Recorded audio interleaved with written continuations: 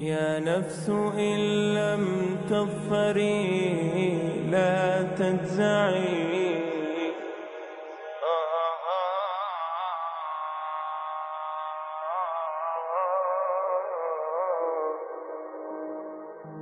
Who is Allah? We want to refresh our iman. We want to be attached to our Creator. We want to fear nobody but Him. We want to please none other than Him.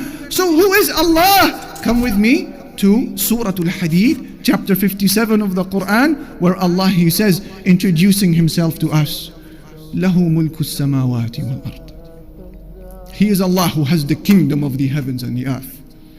يُحْيِي وَيُمِيتُ. He alone is the one who gives life and death. وَهُوَ عَلَى كُلِّ شَيْءٍ قَدِيرٌ. And He is able to do whatever He wishes. يُسَبِّحُ لَهُ مَا فِي السَّمَاوَاتِ وَالْأَرْضِ وَهُوَ الْعَزِيزُ الْحَكِيمُ. Everything in the heavens and the earth glorify Allah, and He is the most mighty, the most wise. Ya Allah, هَلْ تَعْلَمُ لَهُ سَمِيًّا. Do you know anybody who shares even one of these characteristics with Allah? Who is Allah? Come with me to chapter 6 of the Quran, Surah Al-An'am. Allah says, وَعِنْدَهُ مَفَاتِحُ الْغَيْبِ وَعِنْدَهُ مَفَاتِحُ الْغَيْبِ لَا يَعْلَمُهَا إِلَّا هُ. He has the keys to the unseen. No one knows them except Him. وَيَعْلَمُ مَا فِي الْبَرِّ وَالْبَحْرِ. And He knows everything that is on land and everything that is within the sea. وَمَا تَسْقُطُ مِنْ وَرَقَةٍ إِلَّا يَعْلَمُهَا. And there isn't a single leaf that falls from any tree except that Allah has knowledge of it. وَلَا حَبَّةٍ فِي ظُلُمَاتِ الْأَرْضِ. And there isn't even a grain within the darknesses of the land. وَلَا رَطْبٍ وَلَا يَابِسٍ. Nor is there anything moist or anything that is solid إِلَّا فِي كِتَابٍ مُبِينٍ. Except that Allah has knowledge of it. It is written within a clear record. La ilaha illallah. We bring to your attention, dear brothers and sisters in Islam, the description of just one of Allah Almighty's creation.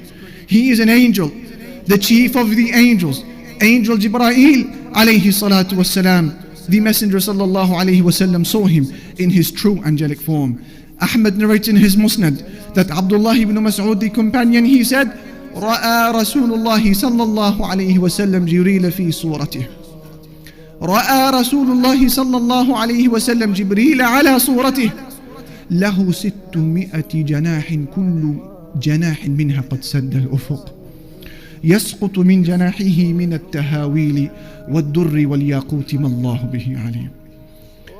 He says the Prophet ﷺ saw Angel Jibreel in his true angelic form, and he had no less than 600 wings, and every one of those wings was huge enough to fill the horizon and cover the skies. One wing spread out covers every cloud, covers every star, covers the sun and the moon, covers every inch of that blue sky that we see. One wing. What then can you make of 600 wings? And if this is the majesty of just one of Allah Almighty's creation, what then can you make of the beauty and the majesty of the Creator Himself? La ilaha illallah. I bring to your attention, dear brothers and sisters, yet a second creation from Allah Almighty. This is the description of one of the angels who are carrying the throne of Allah. Abi Dawood narrates in his Sunan on the authority of Jabir that the Messenger sallallahu alayhi wasallam said, أذن لي أن أحدث عن ملك من ملائكة الله من حملة العرش ما بين شحمة أذنه وعاتقه مسيرة 700 عام. He said alayhi salatu wasalam, Allah has given me permission to give you, O Muslims, a description of just one of the angels that are carrying the throne of Allah. He said the distance between his earlobe and his shoulder is the distance of 700 years worth of travel. If that is the distance between his ear and his shoulder, a hand span of a distance for us human beings, what then about the size of the rest of this angel? What then about the enormity of the rest of his body? If this is the size of one of the angels who are carrying the throne of Allah, what then about the enormity of the throne of Allah itself? And if this is the size of the throne of Allah, what then about the Lord and the King of that throne? The ni'mah of seeing. Today we've forgotten. Today we've forgotten. Today you and I think what? That to see I need a pair of eyes. You're wrong. Because there are millions around the world that have eyes, but they can't see. It is Allah that allows you to see. Today you think to hear, I need a pair of ears. You're wrong. Because there are millions around the world that have ears. They're stuck on their heads, but they can't hear, my brother. It is Allah that allows you to hear. Today you think to walk, I need a pair of legs. You're wrong. There are millions around the world that have legs, but they can't walk. It is Allah and Allah alone that allows you to walk. Allah, not you. Allah, not you. Allah doesn't need you, my brother. Allah doesn't need me. Allah doesn't need us. And we have to understand, because this is Aqeedah. You have to know this so that when you worship, you are always humble. When you worship Him, you never have pride. When you worship Him, you never have arrogance. Because you know, at any given point in time, I am where I am only through His mercy. Only through His rahmah, I am where I am. Not because of your own actions. And to know with depth, with yaqeen, with certainty, that Allah, the King of Kings, doesn't need anyone. He doesn't need anyone, my brothers. Wallahi, everything you see around you, everything. Today, the Muslims have so much fear in their hearts. Fear of the kuffar, fear of the West, fear of laws, fear of regulations, fear of this and fear of that. But to know that Allah Azza wa Jal is not in need. Wallahi, my brothers, wallahi, I take an oath by Allah. You have to come to terms. You have to come to believe with certainty that every single human being, whoever lived, whoever's living, and whoever is to come and live on this earth, wallahi, every single human being, every single jinn, every single animal that walks on this earth, every single bird that takes the flight in the sky, every single fish that swims in the oceans of Allah Azza wa Jal, wallahi, every single land, every single country, wallahi, with all their governments and all their military force and all their might and all their science and all their money and all their know-how, all with the exception of none, every country, every tree, every grain of sand, every mountain, every river, every ocean, wallahi, every star, every sun, every moon, every single planet,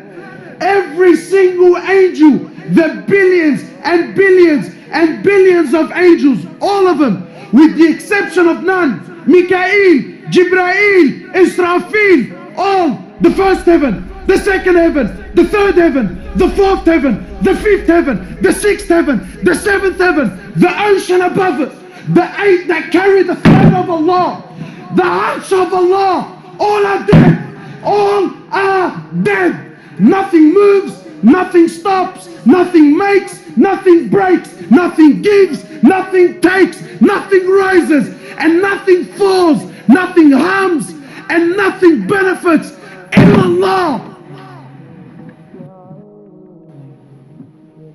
And until this yaqeen and faith is in your heart, that nothing, that everything is dead, everything, except Allah. Allah doesn't need anything, anyone. No prophet, no angels, no jinn, no ins. We need Him. He's Al-Hayyul Qayyum. He's the ever-living. So you might say, brother, I'm alive. What's so special about that? I'm living. Yeah, but your living is dependent on His existence. He's the first with no beginning. He's the last with no ending. He is Allah. He is Allah. Al-Malik. He's the King.